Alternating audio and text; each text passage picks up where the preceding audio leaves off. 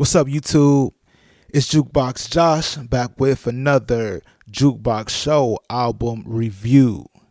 And today I'll be reviewing Conway the Machine, God Don't Make Mistakes.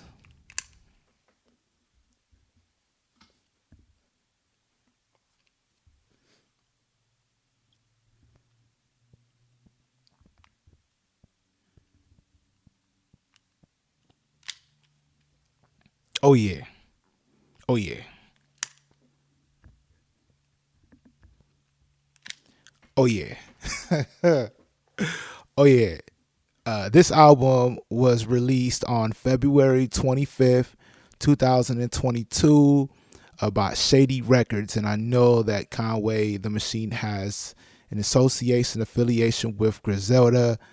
Full disclosure, I've listened to some of their music, mostly Benny the Butcher. I have not previously listened to a lot of Conway the Machine or West Side Gun. Shame on me right there. Before I get started, before I go into the album, just one more time. Conway the Machine, God Don't Make Mistakes. All right, let's get into it. This album doesn't have any jukebox joints on it whatsoever, and that's not because there weren't any songs that I think should be jukebox joints. It's because the entire album is hot, it's fire, it's incredible. It's incredible. We're gonna get into it track by track. But as I go through it, if you notice, I don't pick out any jukebox joints. If you notice on the title, I said that there's no jukebox joints. There's a reason why. And I'm not gonna clickbait anybody and put that in the title, but yeah, it's the reason why. The whole album is dope. So, like I said, let's not waste any more time. Lock Load. This right here, it paints a picture of a person recently shot. Conway, you kind of sense some type of like paranoia, in this rhymes. The energy on this song is high, and then when he got Beanie Siegel on there, and we all know Bean's voice is a little different these days than what they were in the early 2000s, but Bean's pen game is just as sharp, and that was a good collaboration, especially like to start the project off. It worked well, man, and it was good to hear Beans again. So I haven't heard Beans in a while, and Lock Load, yeah, it's fire. It's great. It's threes across. 3 for lyrics, 3 production, 3 for originality / creativity. It's threes. All right, Tear Gas. Let's see here. This is Conway with Rick Ross and Lil Wayne, and I had I seen that, like written out, I wouldn't imagine how it would work, but it works. It works. It's just a great song, man. And Conway, he has bars, man, and he's telling stories, and he tells stories. Now, whether you like those stories, that's another conversation we can have for another day. But he's telling stories in all of these songs, and even on the track like this with Frost and Lil Wayne, like Conway didn't. He stood out. Like he did his own thing on there, and Wayne, I don't know how many rappers are better than Wayne when it comes to the punchlines. And Wayne has been doing this for a long time. If Wayne is not in your top 5, right, like that's a conversation. People can make an argument that Wayne is the greatest to ever do it, just based off of consistency, and he's still delivering it. But we'll talk about that another time. Ross came in there. He did what Rick Ross usually does. It's more than a solid song. It's an incredible song. It's great. It's threes across for lyrics, production, originality / creativity. It's going to Piano Love. It's like a paid in full type of story. If you know what type of keys he's talking about on Piano Love, threes across the board. Drum Work. Now this one, not to say that any of the other songs didn't have quotables, but this is one I'm gonna try to get this one down. Hold on, let me see if I can get this one down right here. What he said, Conway says, I was the most overlooked. Now I'm the most noticed. I hope it's noted. This is how real end's supposed to look.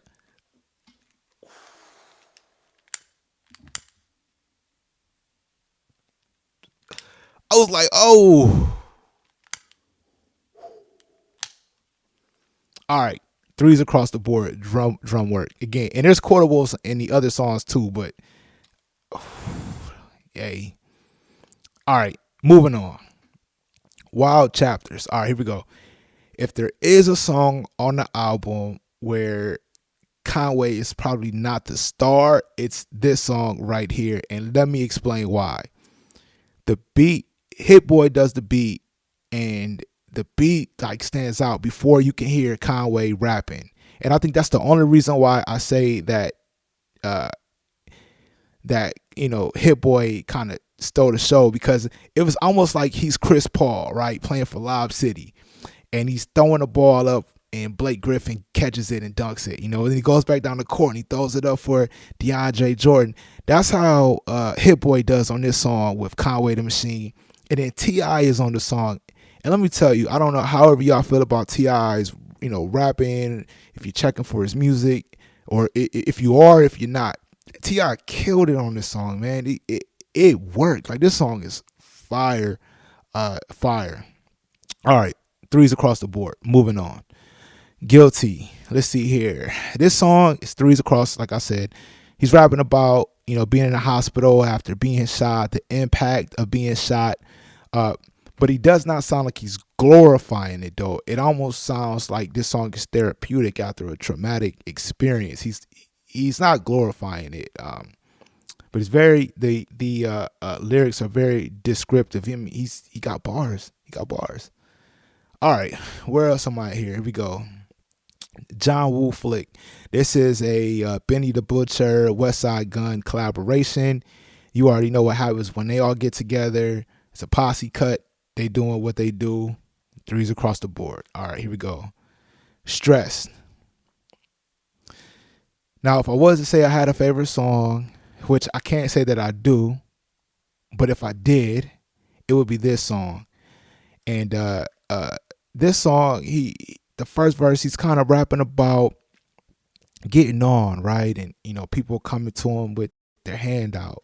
And anybody that has experienced some type of level of success, right, or growth, or if you get out of a certain environment and then, you better yourself, right? Or you just move, not even better yourself, right? You just get out of that environment. Sometimes people think that you're doing better than what you really are.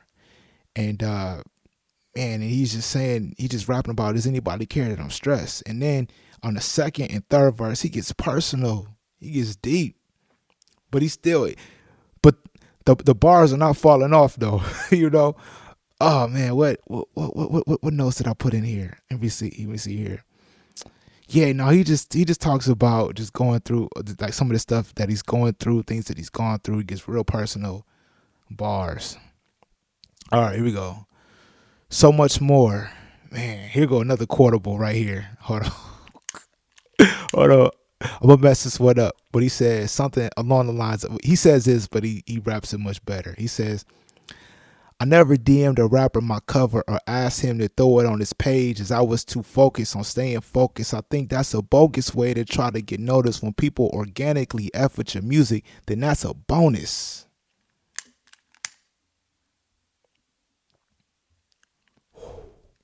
Fire. Threes across the board. All right, here we go. Chanel Pearls. Jill Scott and Conway going back and forth. I didn't know Jill Scott had bars. She probably been spitting for 100 years, right? Shame on me. Jill Scott, she kills it on here. It's a great collaboration. Next song, Baba's, I believe is how it's pronounced. I really don't know what's going on this track. I'm not gonna lie to you, but the production is incredible. It's original. Keisha Plum, you nailed it on there. That song, it gets threes just based off of creativity. Just off of creativity. I mean, even if it was just the beat playing, I would give it a 3 because yeah, that's fire. All right, and then God Don't Make Mistakes, the last song, Threes Across the Board. It's like a full circle, song. It's the title track of the album, Threes. All right, here we go. Overall, man, Conway, he comes across as authentic. Like listening to his music, I felt like I was watching a movie. The lyrics are complex yet easy to digest, but it's not simple. It's not simple at all. It's what the game has been missing. It's what the game has been missing. I know we have artists who tell stories. We have a lot of people out there. It's great to have another one. Uh, I rate the album. I mean, 100%, 100%. But I will say this: if you are a person that likes like trap beats, you're not gonna like this. You may not even like this at all. If you are into if you're not into like bars and lyricism and stuff like that, you may actually think that this is a terrible album. I won't tell you a lie. But if you were a fan of any type of like the East Coast sound from the 90s and the 2000s, like the early 2000s, before stuff kind of went like pop, you're gonna love this album. You're gonna love it. Uh, so yeah, it just depends on it really depends on what you like out of production. That's probably the best way I can put it. What type of production do you like? Because yeah, the production here is incredible. It's great, but it's not trap. I don't think any of these songs, ain't none of these songs getting played at any type of party. But where would I play this at? Oh yeah, anytime if I got a long drive, I'm throwing this bad boy in. If I'm from working, I'm playing this. Yeah, yeah. Um, what more can I say? Conway the Machine, salute to you. Your album is great. I hate that you're going through all the stuff that you're going through. Um, just from a human level, for what you've talked about on this album. Uh, but from an art perspective, it's incredible. It's an incredible piece of work. But that's my opinion. Let me all know what you think. Please leave a comment below. Don't forget to subscribe. Until next time, I'm Jukebox Josh. Peace.